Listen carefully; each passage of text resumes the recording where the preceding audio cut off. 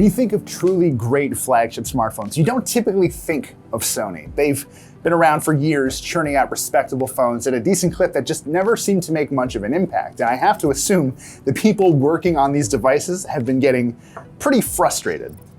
Maybe that's why the new Xperia 1 is as weird as it is. Rather than slavishly latching onto every new smartphone trend, Sony built a uniquely Sony smartphone, one that apparently draws on all the different kinds of hardware expertise inside the company. The end result is a device with a truly different set of priorities than all of the others, but are they enough to warrant spending $950? Let's take a closer look and find out.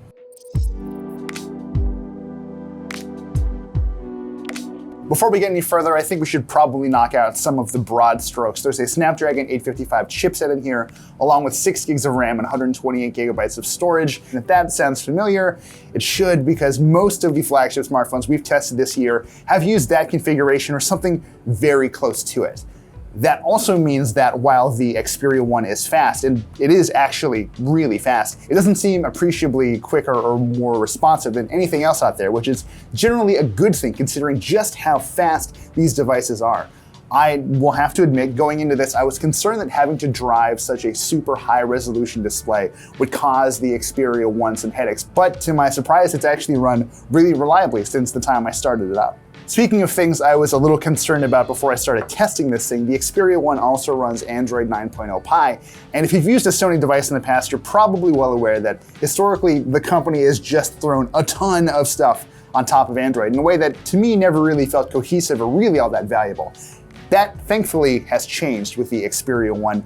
It's a pretty clean build of Android, one that I've actually found myself really enjoying. There are some flourishes here that help tune the Xperia 1 to really make use of this super tall display, but we'll get into that stuff a little bit later. I do want to point out though that the physical design is actually great as well, except for maybe one thing. All of the controls, I'm talking volume, power, fingerprint sensor, even the camera key, because there is one here, they're all located on the phone's right side. And that's great if you're like me and you're right-handed, but if you're a lefty, good luck getting to any of that on a really consistent basis. I think ideally what Sony should have done is have the fingerprint sensor sitting dead center like it is now, but have the power button above it and the volume keys on the left side, but look, whatever, it's fine.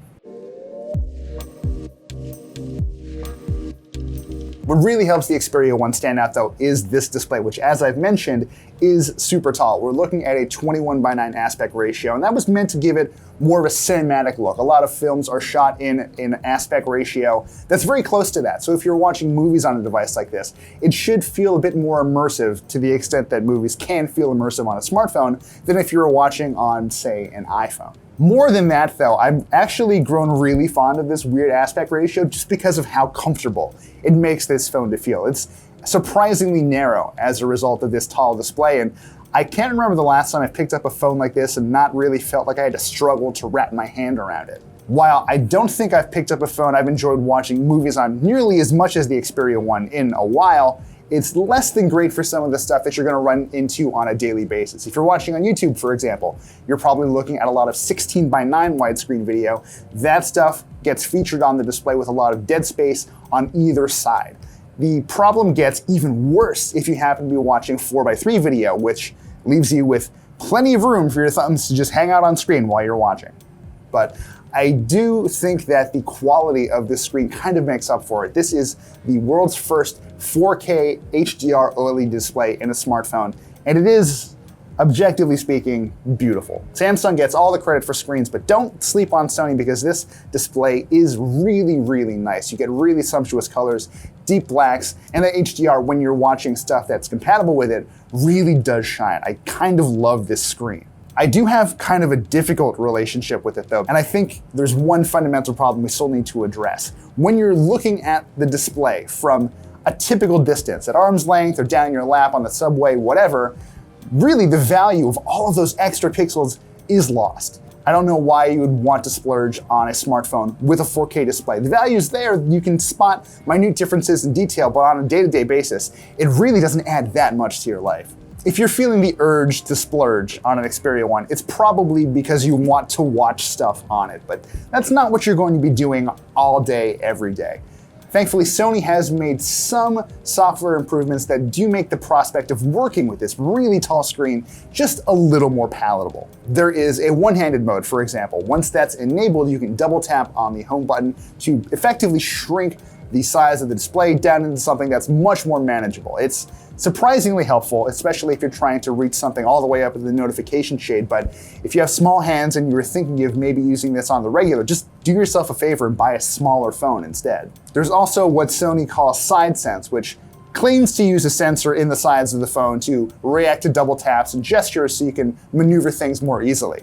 I don't think there's actually an extra sensor here. I think Sony's actually just relying on the touchscreen itself to detect these inputs, and that is the problem here.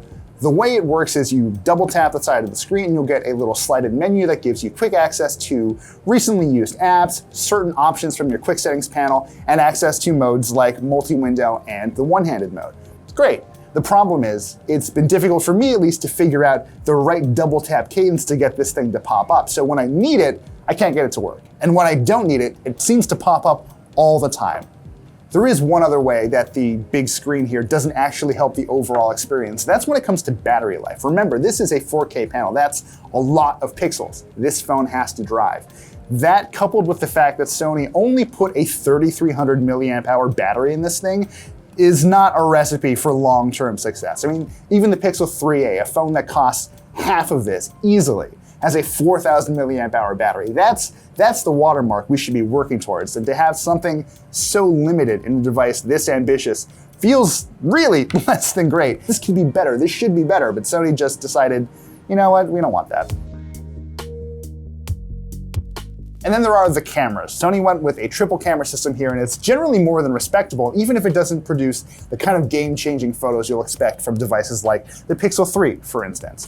Let's actually take a closer look at these. We have a 12 megapixel main camera with an f1.6 aperture, a 12 megapixel zoom with an f2.4 aperture, and the ultra wide, which sits there and captures 137 degrees worth of whatever's in front of it at a resolution of, you guessed it, 12 megapixels. Now, on their own, each of them are capable of taking some pretty impressive, nicely detailed photos, especially when you're working with Sony's built-in intelligent auto mode. As the name sort of implies, it uses AI to analyze what's in front of it and tune its output appropriately. And it's really helpful when you're taking photos of flowers and wildlife, just to give it that extra bit of life. And it's smart enough to make even photos with backlit subjects look surprisingly nice. That's not to say that Sony's work here is perfect by any stretch. I found that the exposure of a particular scene can vary pretty wildly from moment to moment, especially when you're switching between those three cameras. The standard sensor generally looks pretty dark, while the 2x zoom camera kind of overexposes without any provocation from my part. And that wide camera, well, look, the results are generally all right, but by default, it's set to maximize image quality instead of ironing out the inherent and slight fisheye distortion. In other words, that means Sony is trying to give you as much of what's in front of you in a photo as possible, even if the photo looks a little skewed. And you can easily change that setting, but I don't know, I don't think you should have to right out of the box. Beyond all of that, I still kind of hate Sony's camera's interface too. It's not that it's overly complicated or anything, it's just not really laid out with much regard for how people tend to use their cameras. I will say though, shooting video with the built-in Cinema Pro app is actually kind of great. Sony leaned on some of its Cine Alta engineers to help out with this, and though I am not a video person, which you should definitely be grateful for, the app offers a lot of depth for people who know what they're doing. You've got options for changing which camera you're using and tweaking the ISO and the shutter, and even manually focusing on your subject, which sounds great. There's no focus peaking or anything like here, which would be really nice to help you figure out when your subject is pin sharp, but I guess we can't have everything. You can even replicate certain cinematic looks, which is kind of a nice touch, especially for wannabe filmmakers like me.